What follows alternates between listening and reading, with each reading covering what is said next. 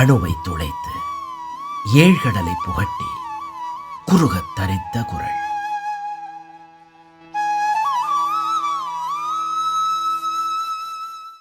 ஜெய் ஸ்ரீராம்.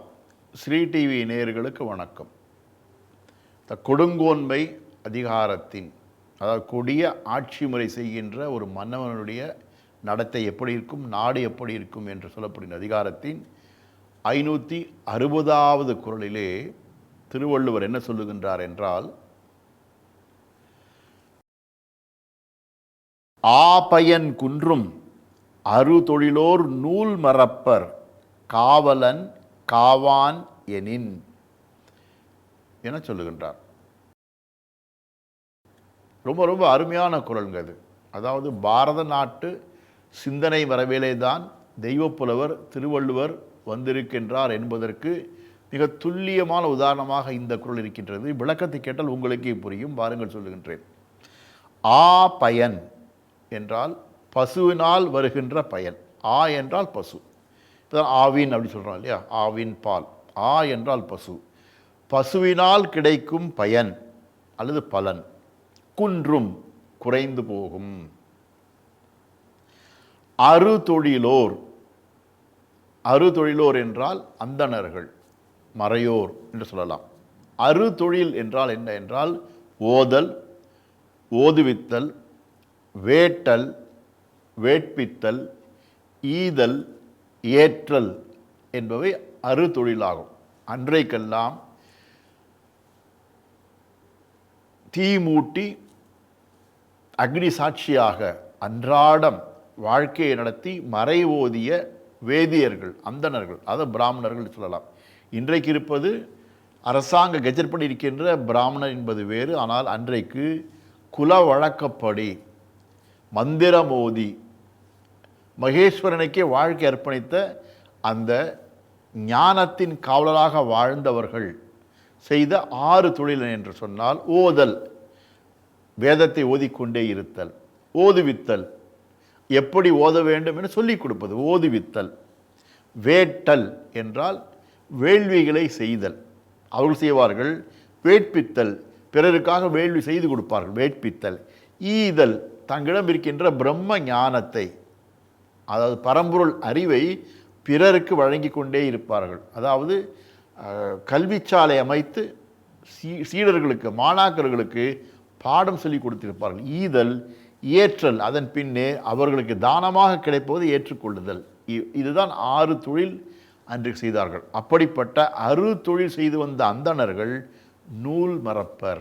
நூல் மறப்பர் என்று சொன்னால் தர்மத்திலே சொல்லப்பட்ட விஷயங்களை கூட நினைவில் கொள்ளாமல் அவர்கள் மறந்து போவதற்கு வாய்ப்பு இருக்கிறது. நெறி தவழ்ந்து தங்களுடைய தொழிலிருந்து பிழன்று போவதற்கு, தவறி போவதற்கு வாய்ப்பு இருக்கிறது. எப்போது என்று சொன்னால், காவலன், காவலன் என்றால் மன்னன், பாதுகாவலன், அதாவது ராஜா. காவலன் காவான் எனின், பாதுகாக்கவில்லை என்றால், ஒரு ராஜாவானவன் தான் செய்ய வேண்டிய மக்களை பாதுகாக்கின்ற அந்த பணியை முறையாக செய்யவில்லை என்றால், நாட்டை தர்மத்தின்படி ஆளவில்லை என்று சொன்னால், மக்கள் மனம் நொந்து போவார்கள் என்று பொதுப்படையாக கூட வள்ளுவர் சொல்லவில்லை. குறிப்பாக 2 விஷயம் சொல்றார். என்ன விஷயம் சொல்றார் என்றால், ஆ பயன் குன்றும், பசுவினால் கிடைக்கின்ற பயன் குறைந்து விட சொல்லுகின்றார். ஏன் சொல்றாருன்னா, பசு என்பது பாரத நாட்டிலே தெய்வமாக போற்றப்படுகின்ற ஒரு வழிமுறை, வழிபாட்டு முறையில் இருக்கின்றது. பசுவினால் பலன் அதிகமாக உண்டு. குறிப்பாக விவசாயத்தை நம்பியிருந்த காரணத்தினாலே அந்த கால்நடை செல்வமானது தொடர்ந்து இருக்க வேண்டும் என்று சொன்னால், பசு பாதுகாப்பாக இருந்தால்தான், பசு பாதுகாக்கப்பட்டால்தான், பசு எண்ணிக்கை சரியாக இருந்தால்தான் கால்நடை எண்ணிக்கை குறையாது இருக்கும். அந்த கால்நடை வளர்த்தால் விவசாயம் பெருகும் என நாம் அறிகின்றோம். அதனால தான் பசு மாமிசம் என்பது தவறு. பசுவை வதைக்கக்கூடாது, மாமிசமாக உண்ணக்கூடாது என்று பாரத நாட்டில் ஒரு மரபு இருக்கின்றது. அதை உடைப்பேன் என்று இன்றைக்கு சில பேர் கங்கணம் கட்டி நிற்பதே நாட்டை சீரழிப்பதற்கு ஆகும். மாட்டுக்கறி தின்பதை ஒரு விழாவாக எடுத்து கொண்டாடுகிட்டு கொக்கரிக்கின்றவர்கள் தங்களுடைய பாரம்பரிய மேன்மையை அவர்கள் கொக்கரிக்கின்றார்கள், சீரழிக்கின்றார்கள் என்பதை மாட்டுக்கறி என்பதை விட பசு பாதுகாக்கப்பட வேண்டும் என்பதுதான் முக்கியம். இங்கே பசுவை அவமதிப்பதன் மூலம் சனாதனத்தை அவமதிக்கின்றவர்கள் உண்மையிலேயே தங்களுடைய சந்ததியை கூட சீரழித்துக் கொள்கின்றார்கள் என்பதை நாம் மனதில் கொள்ள வேண்டும். அது மட்டுமல்ல, பகுத்தறிவு என்ற போர்வையிலே வேத நெறியை மிகவும் கேவலமாக பேசி துன்புறுத்துகின்றவர்கள் பிராமணர்களை, குறிப்பாக அவர்கள் அவதூறு செய்கின்றவர்களை வள்ளுவர் இங்கே திட்டுகின்றார். பிறருக்காக வாழ்கின்ற அந்த பாரம்பரியமிக்க சான்றோர்களை நீங்கள் சீரழிப்பீர்களானால் இதைவிட கேடு கிடையாது என்பதை இங்கே சொல்லுகின்றார், நாம் நினைவு கொள்ள வேண்டும். ஆகவே பாரத நாட்டு பாரம்பரிய மரபிலே எது மேன்மையாக போற்றப்பட்டு வந்ததோ அந்த இரண்டும் கூட போய்விடும் என வள்ளுவர் இங்கே முக்கியமாக சொல்லுவது இவை இரண்டும் பாதுகாக்கப்பட வேண்டும் என்கின்ற நோக்கிலே என்று புரிந்து கொள்கின்றோம். அப்படி பார்த்தால் வள்ளுவர் பாரத நாட்டு சிந்தனை மரபுப்படித்தான் சிந்தித்திருக்கிறார், திருக்குறள் எழுதியிருக்கிறார் அறிந்து கொள்கின்றோம்.